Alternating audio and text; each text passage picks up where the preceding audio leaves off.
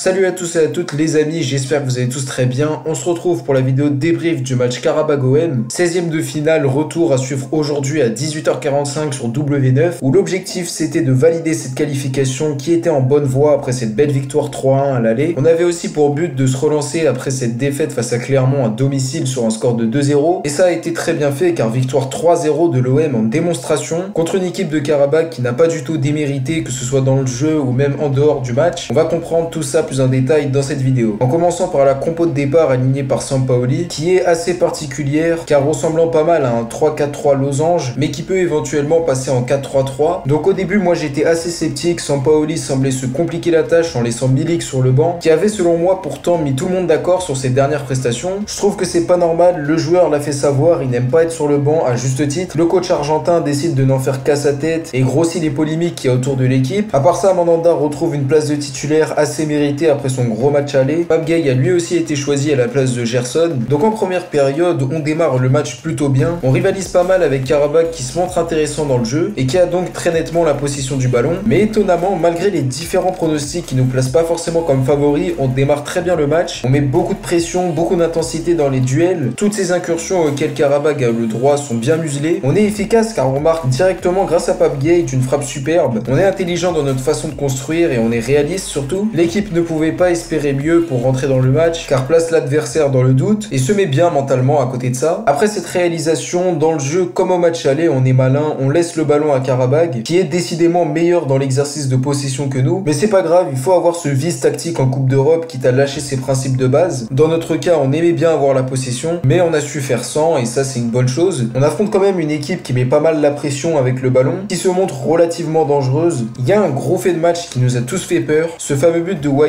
qui l'inscrit avec la main. C'était assez flagrant, mais l'arbitre était à deux doigts de valider cette égalisation de Karabag, mais a finalement décidé de revenir sur cette décision, ce qui est tout à fait logique. Il y a certains bruits de couloir qui nous apprennent que c'est le coach de Karabag en lui-même qui a demandé à ce que le but soit annulé. D'un point de vue personnel, je ne saurais pas vous dire, mais si c'est le cas, chapeau à eux pour leur fair play. À côté de ça, je trouve ça quand même honteux qu'il n'y ait pas de VAR, qui est quand même un gros manque de respect de l'UEFA, qui néglige en gros cette compétition. Donc pour revenir dans le match, on prend pas mal de cartons jaunes bêtes et assez immérités. Je trouve ça logique que certains joueurs se soient un peu emportés et viennent donc se plaindre devant l'arbitre. C'est dommage, mais au final c'est une première période qu'on valide. Plus de peur que de mal, un fiasco a été évité et surtout on prend une bonne option pour la qualification en marquant un but précieux. Alors oui, Karabag a eu la possession sans se montrer dangereux, mais tactiquement parlant, on était vraiment meilleur qu'eux. On s'est pas tant fait peur que ça. À nous de continuer comme ça, tactiquement on est bien, mais attention cependant à certaines relances pas super bien ajustées et qui peuvent coûter cher au retour des vestiaires. Donc en deuxième période, la situation c'est la même. Pas grand chose à débriefer de cette mi-temps. Karabag se procure pas mal d'incursions dans la surface, sans pour autant être si dangereux que ça. On peut expliquer ça aussi par un Mandanda très rassurant, qui se met beaucoup en valeur. On assiste aussi à un manque d'efficacité de leur côté. Nous, on propose pas grand chose offensivement, mais on est quand même toujours intelligent. On défend plutôt bien les différentes occasions. Le match devient un petit peu monotone. Karabag essaye, mais ne trouve pas la faille, et surtout s'épuise peu à peu. L'équipe l'a très bien compris, car contre le cours du jeu, on marque en contre-attaque. Grâce à un beau but de Guendouzi, encore une fois sur une belle frappe, on a eu le sentiment que l'adversaire se montrait un peu plus dangereux par rapport à la première période, mais je trouve qu'on a très bien géré. Défensivement, c'est vraiment pas mal du tout. On est tout simplement au-dessus mentalement, on joue quasiment en 5-4-1 certes, mais on prend l'ascendant contre une équipe qui me rappelle beaucoup l'OM qu'on n'aime pas voir justement. Sampaoli effectue logiquement quelques changements afin de faire tourner. On est à l'abri, il reste 10 bonnes minutes à jouer. On a le droit aux entrées de De La Fuente, de Lirola et d'Harit, ce qui va apporter du sang neuf et un peu plus de danger devant. Notre adversaire, lui, il s'épuise peu à peu et devient quasiment muet offensivement. On finit par les tuer grâce au premier but de La Fuente de la saison. Il le mérite malgré toutes les critiques qu'il a pu recevoir sur sa irrégularité. Ça fait plaisir qu'il ouvre son compteur but et porte le score à 3-0. Et donc en conclusion, c'est un très bon match de l'OM selon moi. Alors oui, on n'a pas eu la possession. On a affronté une équipe de Karabag que j'ai trouvé plus dangereuse que lors du match aller, un peu plus entreprenante. D'un côté c'est normal, il joue à domicile, mais j'ai vraiment senti que l'OM a dominé cette partie mentalement et a su s'imposer en tant que patron sur un score quand même de 3-0, ce qui est très large. Excellente performance à l'extérieur après un voyage très compliqué jusqu'en Azerbaïdjan. Je valide logiquement cette qualification qui a montré que l'équipe savait faire preuve de ressources, savait changer sa façon de jouer et qu'elle n'était pas si têtue que pouvait laisser paraître Sampaoli. Donc pour les tops, maintenant, il n'y en a pas vraiment. Tout le monde a fait son match, même si certaines individualités sortent un peu du lot. On a par exemple Payet, auteur de 2 passes décisives et comme d'habitude très important dans le résultat. J'ai bien aimé aussi la prestation de Gueye et Guendouzi, tous les deux buteurs, mais à part ça qui ont proposé de très bonnes choses, surtout offensivement. La rentrée de Konrad Conrad, elle m'a paru intéressante, le joueur a affiché beaucoup d'envie et a ouvert son compteur but comme on l'a vu, il mérite donc sa place dans les tops. La défense centrale, Saliba, Chaeta Tsar et même Camara à certains moments a été excellente du début à la fin. Mandanda aussi m'a beaucoup rassuré. Bref, à part ça, tout le monde a été bon, tout le monde a fait son match, aucun flop à signaler. Donc voilà les amis, c'est déjà la fin de cette vidéo, n'hésitez pas à me dire si elle vous a plu, donnez-moi votre avis en commentaire sur le match, que pensez-vous de cette qualification? On se retrouve très vite en tout cas pour pas mal de vidéos, je vous réserve certaines surprises, restez à l'affût. D'ici là, prenez soin de vous, c'était Kalash, ciao à tous.